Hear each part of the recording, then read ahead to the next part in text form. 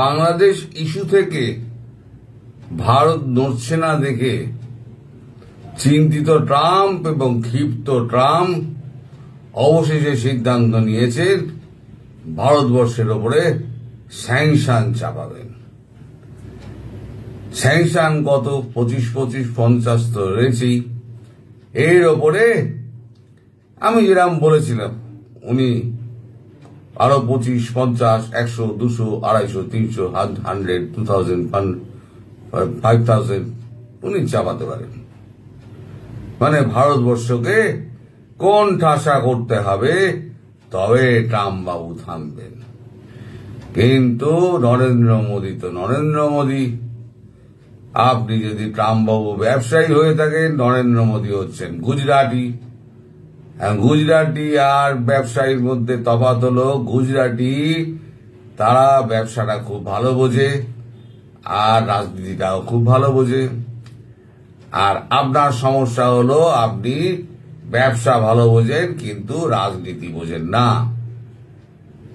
এই যে আপনি রাশিয়া থেকে ঘুরে এলেন, ঘুরে এসে পুতিনের কাছে মুখ কাটা যেটা খেলেন, মুখ কাটা খাওয়ার পর আরো তিনি খেপে গেলেন কোথায়, যখন নরেন্দ্র মোদী প্রকাশ্যে একটা টুইট করে বলে দিলেন যে পুতিনের সঙ্গে আমার প্রচুর কথাবার্তা হয়েছে এবং ভেতরে কি কি কথাবার্তা হয়েছে তিনি আমার সঙ্গে শেয়ার করেছেন।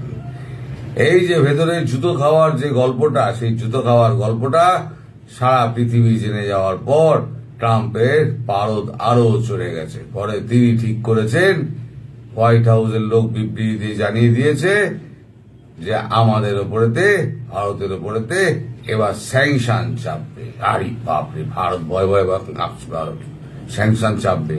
তাহলে কি হবে ট্রাম্প বাবু, এটা কিন্তু 98-এর ভারত নয়, আপনি ভুলে যাচ্ছেন। 98-এর ভারতকে আপনি স্যাংশন দিয়ে কিছুটা দাবিয়ে রাখতে পেরেছিলেন, তারপর সেই স্যাংশন উঠে গেল।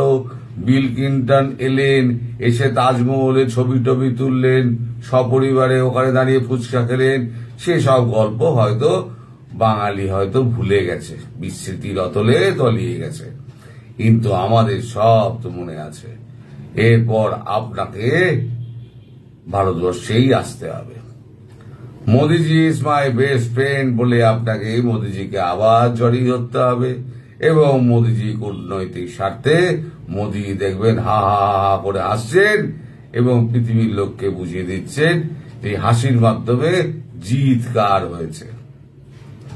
এখন চীনও তেল নিচ্ছে, আপনিও খনিজ পদার্থ নিচ্ছেন, ইউরোপিয়ান ইউনিয়নও খনিজ পদার্থ নিচ্ছে, রাশিয়া তো তেল খনিজ পদার্থ বেচছে। তেল তো একমাত্র চীন আর ভারত ছাড়া কেউ নিতে পারে না, কারণ ক্রুড অয়েল পরিশোধন করার মতো ক্ষমতা কারণ নেই।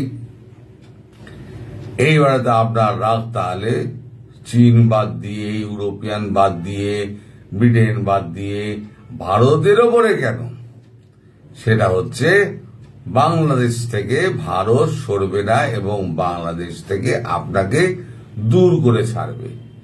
এই যে বাংলাদেশের ছোট ভূখণ্ড ভারত ছাড়বে না, ভারত একেবারে এঁটে বসে আছে এবং ভারত ঠিক করেছে প্রধানমন্ত্রী হিসেবে শেখ হাসিনাকে ওখানে বসাবেই। এবার আপনি শেখ হাসিনাকে ওখানে পছন্দ করছেন না, কারণ আপনার পূর্বসূরি যে জো বাইডেন রয়েছেন তার চালিকা শক্তি যে ছিল তারা হচ্ছে ডিপ স্টেট।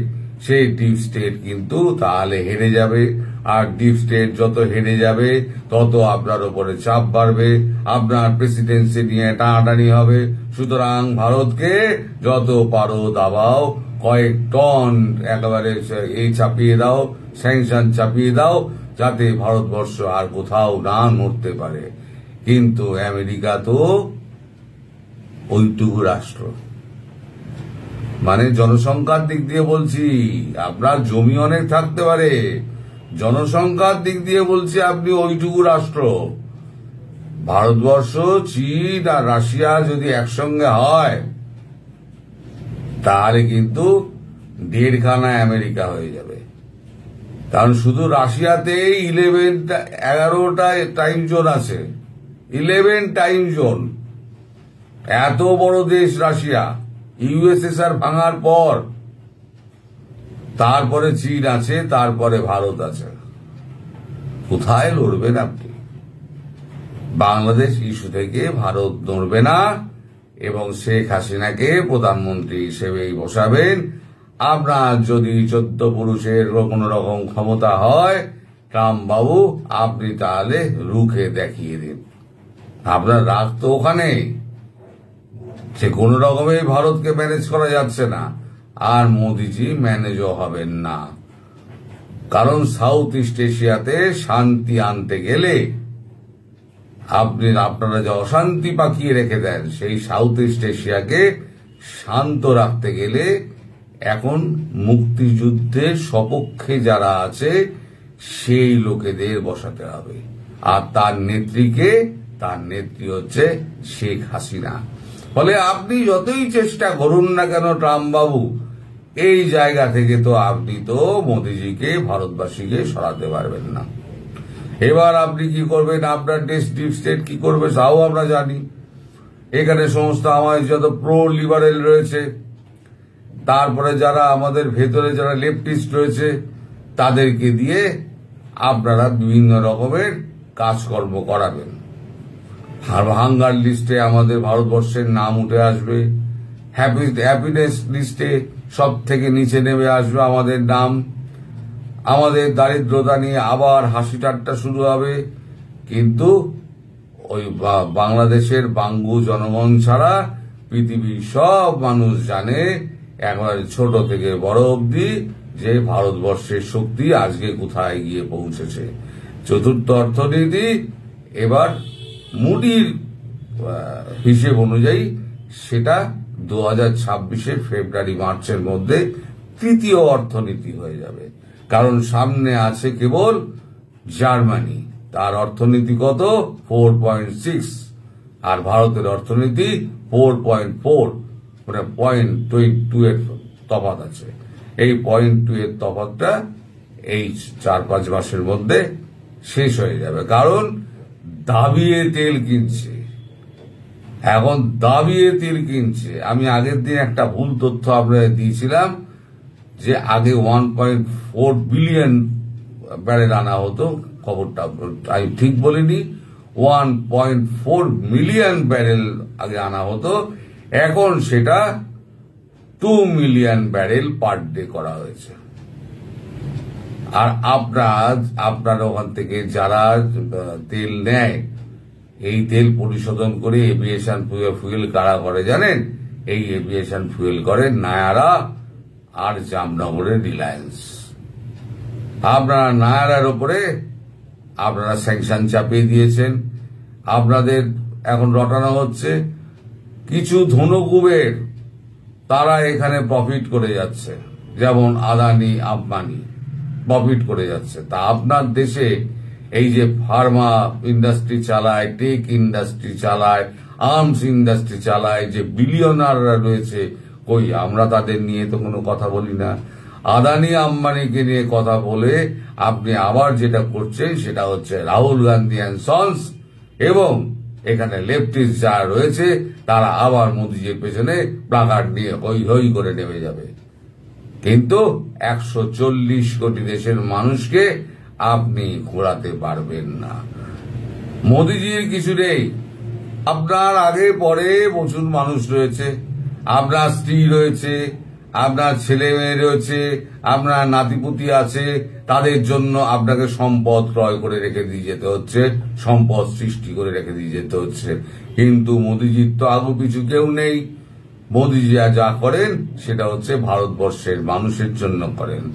আজকে যদি আমাদের এখানে অর্থনীতি যদি ভালো হয়, তাহলে পরে তার এফেক্টটা পাবে ভারতবর্ষের 140 কোটি মানুষ।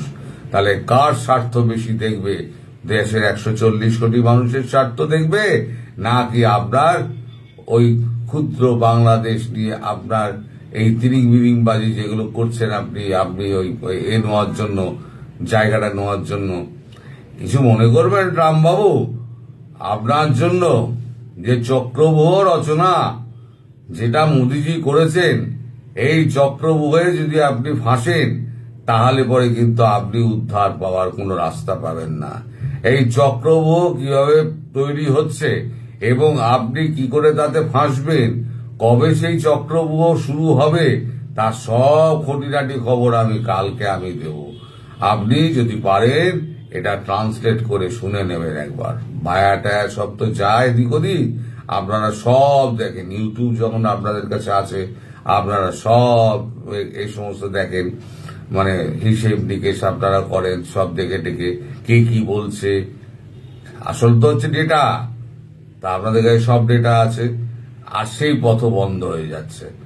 এবার আম্বানি আর আদানি দুই গোষ্ঠী মিলে এখানে ডেটা সেন্টার করছে। ভারতের ডেটা ভারতেই থাকবে, ভারতের বাইরে কোথাও যাবে না, সেই সিস্টেমও ভারত তৈরি করছে।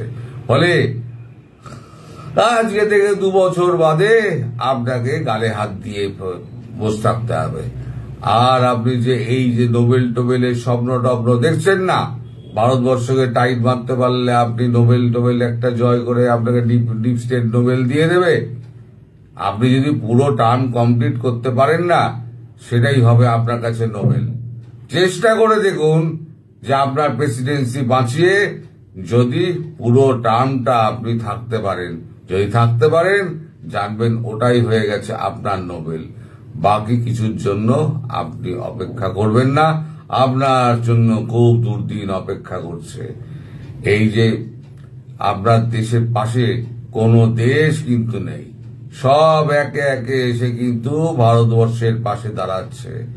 আপনি যদি মনে করেন যে ভারতবর্ষ আপনাকে ছাড়া চলবে না, তাহলে আপনি মূর্খের স্বর্গে বাস করছেন। আমরা জানি আপনি আমাদের ওপরে আরো স্যাংশন বসাবেন, স্যাংশন চাপাবেন, এবং সেটা আমি 15 দিন আগেই বলেছিলাম যে আমরা আবার স্যাংশনের জন্য তৈরি আছি। আপনি স্যাংশনটা লাগিয়ে দিন। ভারতবর্ষের বিভিন্ন কাগজে সর্বত্র লেখা হচ্ছে ভারতবর্ষের ওপরে স্যাংশন আসছে। স্যাংশন আসুক, আমরা স্যাংশনের জন্য তৈরি। আর আপনি ওই চক্রব্যূহ থেকে বের হওয়ার পথ আপনি খুঁজতে থাকুন। কাল বলবো আপনাকে চক্রব্যূহ রচনা কাকে বলে এবং তাতে আপনি কি করে ফেঁসে যাবেন। দর্শক সবাই ভালো থাকবেন, সুস্থ থাকবেন আর সাবধানে থাকবেন। আর এটা জানবেন যে ভারত তার লক্ষ্য থেকে সরবে না। ওখানে আওয়ামী লীগ তারা সে নির্বাচনের মাধ্যমেই হোক আর সে সরাসরি গিয়ে প্রধানমন্ত্রীত্বে গিয়ে বসে হোক, ভারতবর্ষ আওয়ামী লীগের মুক্তিযুদ্ধের সপক্ষের সঙ্গে থাকবে। সবাই ভালো থাকবেন।